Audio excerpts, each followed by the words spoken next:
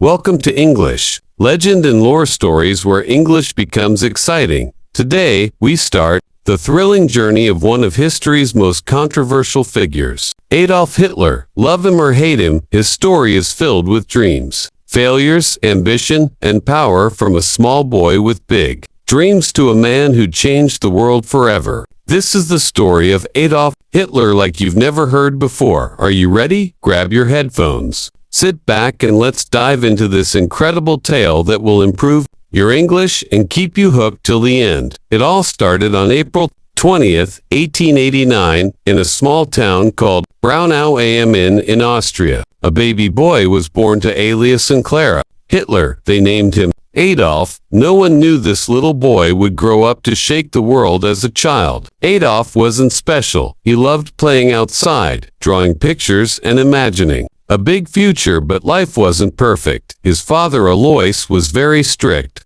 Alice wanted Adolf to study hard and get a government job just like him, but Adolf had a different dream. "I want to be an artist," he would tell his mother Clara. His mother loved him deeply and supported his dream, but she couldn't change Alois's mind. Adolf's childhood was full of fights with his father. His father would shout, "Art is not a real job," and Adolf would stay quiet, hiding his tears. When he was 13 years old, his father died suddenly. Some people thought Adolf would feel free, but losing his father left a hole in his heart. Adolf started skipping school. He was once a good student, but now he didn't care. Teachers would say, "Adolf is smart, but he is lazy." All he wanted to do was draw after finishing school. Adolf packed his bags and moved to Vienna, the capital of Austria. He was so excited. "Vienna is the city of art. I will become a famous painter here," he thought. He applied to the Academy of Fine Arts, a big art school, but when the results came, his heart broke.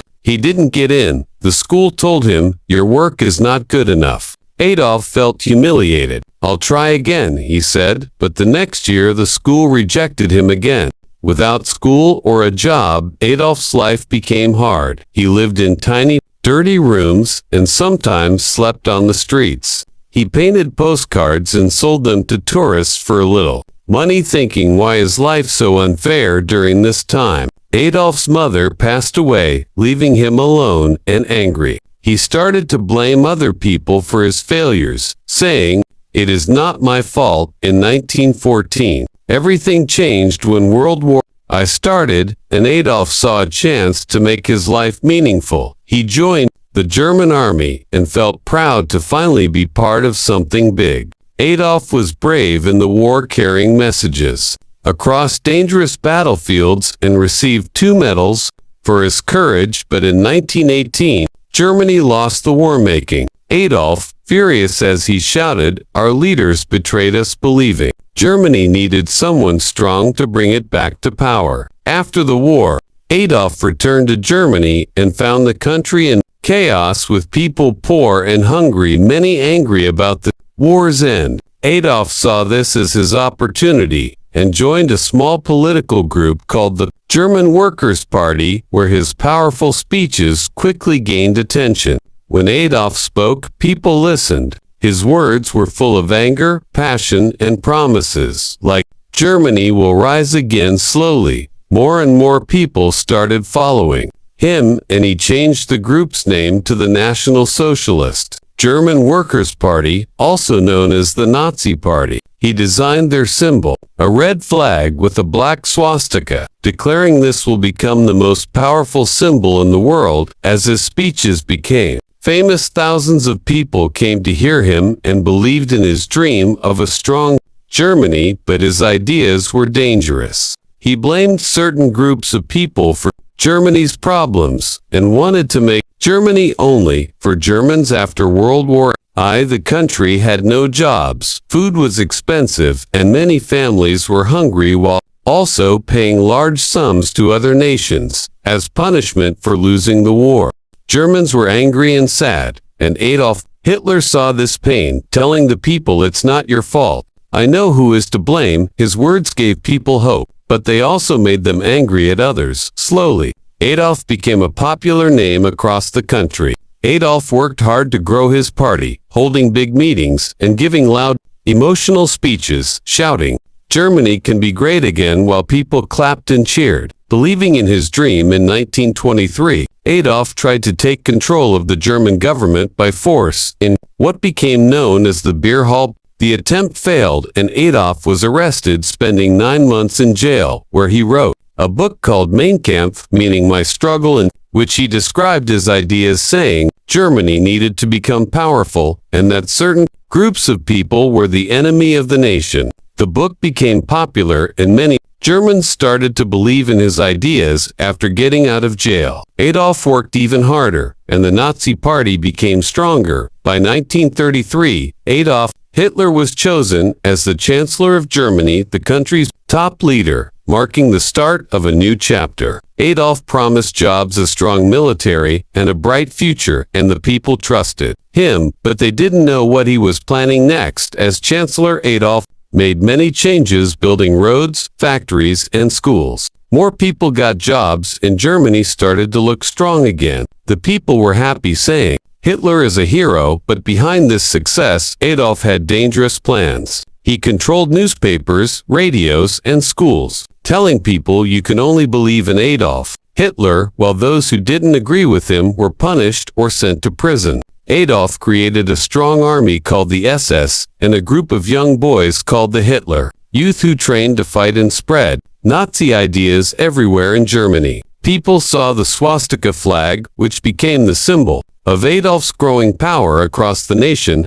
Adolf's speeches became even more powerful, as he declared, "Germany is the best. We will rule the world," and crowds cheered, shouting, "Heil Hitler." In 1939, Adolf made his boldest move, ordering his army to invade Poland, which started World War II. Across Europe, Adolf's dream was to take over all of Europe and make Germany the most powerful country in the world, and at first his army won many battles as they were strong and well trained, but as the war went on, things began to go wrong. Adolf had made too many enemies, and while the war was happening, he carried out something terrible, known as the Holocaust, aiming to remove all Jewish people and others he believed did not belong in his vision of Germany, leading to millions of innocent deaths in camps. By 1944, Germany was starting to lose the war, as enemies like the United States, the Soviet Union, and Britain